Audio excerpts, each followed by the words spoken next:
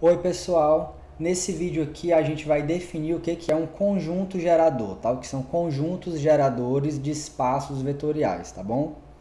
Então vamos lá, ó. Vamos começar aqui com o nosso contexto de sempre, né? A gente considera um espaço vetorial V que é definido sobre um corpo K, né? Tudo normal aí como de costume.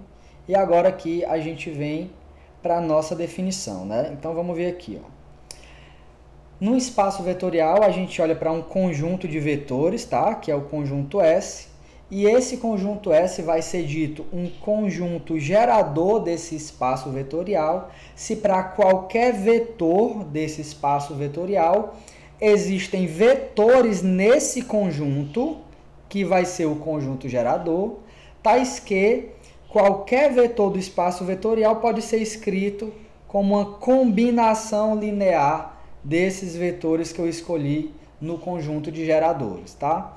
Ou seja, S vai ser um conjunto gerador se para qualquer vetor do espaço vetorial existe vetores em S e escalares no corpo, tal que você consegue escrever o vetor escolhido como uma combinação linear desse tipo, né? Onde os vetores aqui foram todos tirados do seu conjunto gerador, certo?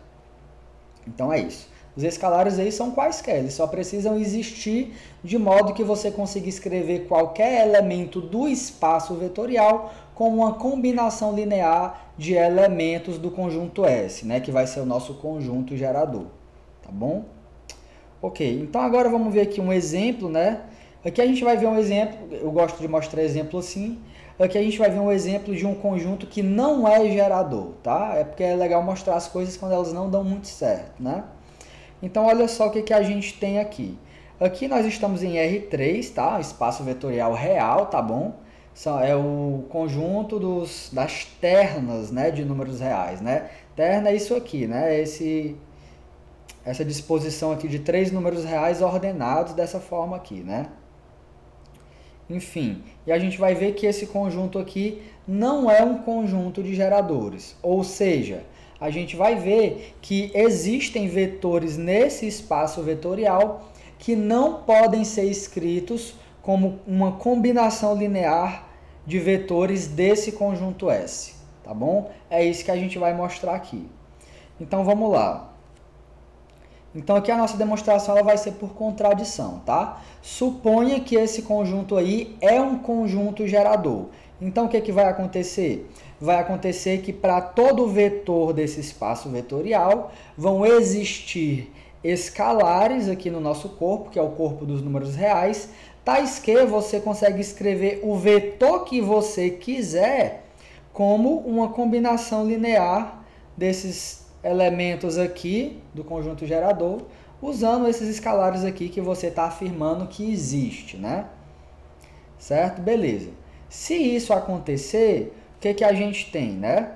A gente tem isso aqui, né? A gente só faz essa continha aqui, né? Por quê? Porque a gente está dizendo que qualquer vetor que a gente escolha vai ser uma combinação linear dos vetores de S. Mas aí como é que vai ficar aqui, né? Ó, alfa vezes 1 é alfa, né? Porque eu estou olhando aqui para o cara que vai ficar na primeira entrada depois que eu somar tudo isso aqui. Aí aqui beta vezes 1 é beta e gama vezes 1 é gama. Agora na segunda entrada, né? Alfa vezes 2 é 2 alfa, beta vezes 3 é 3 beta, gama vezes 4, 4 gama. Agora a última entrada, vamos lá. Alfa vezes 3 dá 3 alfa, beta vezes 5 dá 5 beta e gama vezes 7 dá 7 gama, certo? Então a nossa conclusão é a seguinte, né? Se a gente supor que esse conjunto S realmente é um conjunto gerador para o espaço vetorial R3, então qualquer vetor de R3 ele pode ser escrito dessa forma aqui, tá? Ou seja, existem escalares alfa, beta e gama, de modo que eu possa escrever o vetor que eu quiser dessa forma aqui, tá? O que isso significa, né? Isso significa, gente, que esses valores de alfa, beta e gama, eles devem montar uma solução para esse sistema aqui, né?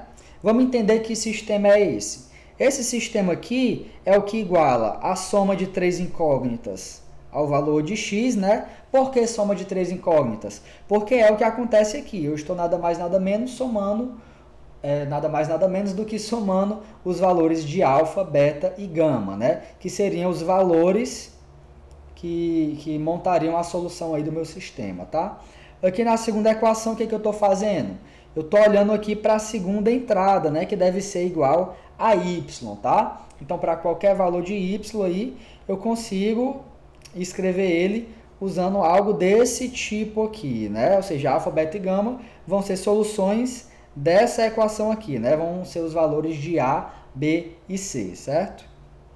E a mesma forma acontece quando eu comparo essa entrada com o Z, né? Que deve ocorrer essa igualdade. Então, se eu olhar para essa equação aqui, alfa, beta e gama deve ser uma solução dessa equação também, tá? Alfa, beta e gama deve ser solução dessas três equações simultaneamente, né? É isso que é um sistema, tá? Ou seja, o que a gente consegue ver aqui? A gente consegue ver o seguinte: se o espaço vetorial R3 realmente tiver o conjunto S como um conjunto gerador, isso significa que qualquer elemento desse espaço vetorial R3 pode ser escrito como uma combinação linear, certo? Daqueles três vetores lá no início. E uma combinação linear daqueles três vetores, usando os escalares genéricos alfa, beta e gama, entrega para a gente um vetor que tem essas entradas aqui. Então, essa igualdade vai dizer para a gente que os valores de alfa, beta e gama devem ser uma solução desse sistema aqui, tá bom? No entanto, a gente vai ver que esse sistema aqui, ele nem sempre vai ter solução, tá? Ou seja, vão existir elementos de R3 que não podem ser escritos como combinação linear daqueles três vetores, certo? Que são os elementos de S, tá bom? A gente vai ver aí que esse sistema aqui, ele nem sempre vai ter uma solução. E como é que a gente vai fazer isso? A gente vai fazer o bom e velho escalonamento, tá? Então vamos lá, vamos começar escalonando aqui. Primeira coisa que a gente faz é pegar essa equação aqui, multiplica ela por 2 e subtrai da equação de baixo, né? Por isso que aqui aparece o menos 2x, né? Então vamos lá, a vezes 2 dá 2a, aí você subtrai isso desse 2a aqui, né? Por isso que ele vai sumir aqui. Aí esse 3b menos 2 vezes o b, né? Porque eu estou multiplicando a equação de cima por 2, tá? Vai ficar só esse bzinho aqui.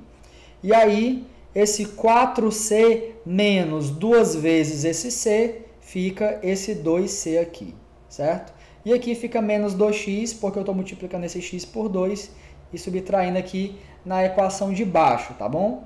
E a mesma coisa eu faço com a terceira equação, só que eu estou fazendo o quê? Eu estou pegando essa equação de cima aqui, multiplicando por 3 e subtraindo dessa equação aqui de baixo, né? Para quê? Para matar esse 3a aqui, né? Assim. E aí 3 vezes b, que eu vou multiplicar esse b por 3, quando eu subtraio isso de 5b, fica 2b, né? E aí 3 vezes c, quando eu subtraio isso de 7c, fica 4c, né? E daí eu pego esse z e subtraio 3x, que é exatamente o que tem aqui, certo? Então esse é o primeiro passo do nosso escalonamento. O segundo passo é a gente pegar essa segunda equação aqui, né? Já que ela está ok agora.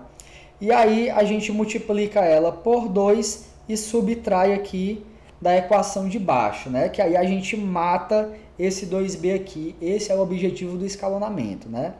E aí quando você multiplica esse 2c por 2, fica 4c menos 4c, né? Porque 2 vezes 2 é 4. E aí esse cara vai sumir também, de modo que aqui do lado esquerdo dessa equação vai ficar só o zero. E aqui do lado direito vai ficar isso aqui, né?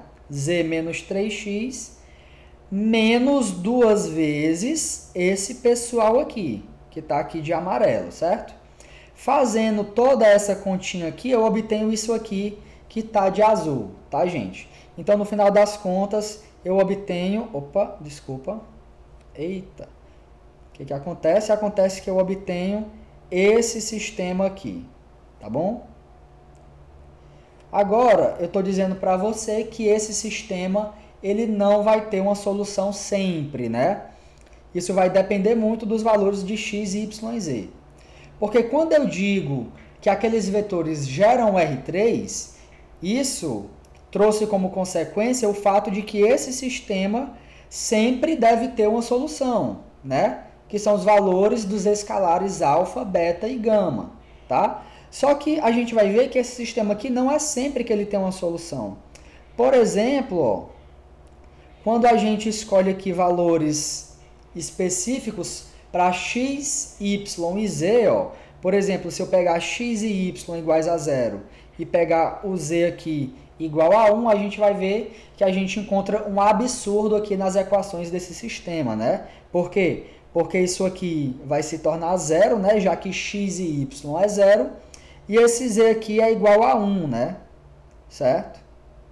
E aí a gente vai obter que 0 é igual a 1, tá? O que é um absurdo, tá? Ou seja, para o vetor onde o x e o y são iguais a 0 e o z é igual a 1, esse sistema aí ele não vai ter uma solução. Ou seja, esse vetor aqui, ele não pode ser escrito como uma combinação linear de elementos de S, tá bom? Ele não pode ser escrito como uma combinação linear de elementos de S. Então, S não vai ser um conjunto gerador do nosso R3, tá? Senão, a gente deveria conseguir mostrar que aquele sistema tem sempre uma solução, ou seja, o escalonamento ia ficar perfeito, né? Bem bonitinho, tá? É isso que acontece quando o conjunto é de fato um conjunto gerador. Nesse caso aqui, a gente conseguiu mostrar o que a gente queria, que era o fato de que o conjunto que tem aqueles três vetores não é um conjunto gerador aí do R3, tá bom? Então é isso, pessoal, era isso que eu queria mostrar para vocês, tá? Eu queria definir conjunto gerador e mostrar um exemplo aí para a gente poder trabalhar bem, né? Mostrando que esse conjunto S não é um conjunto gerador de R3, tá? Quando você for mostrar que algum conjunto é um conjunto gerador, o que você precisa encontrar é um sistema linear que é perfeito, né? Ele vai ter uma única solução, né? Para cada valor de x, y e z que você escolheu, né? Por que a gente ficou falando de x, y e z aqui? Porque nós consideramos um elemento arbitrário do nosso espaço vetorial, tá? Porque a gente está dizendo que S gera todo o espaço vetorial. Então, a gente deve ser capaz de escrever todo o elemento do R3 como uma combinação linear daqueles três vetores, o que não é o caso, por isso que aquele conjunto não é um conjunto gerador, tá, gente? Se você assistiu o vídeo até aqui, muito obrigado aí pela sua atenção e até o nosso próximo vídeo.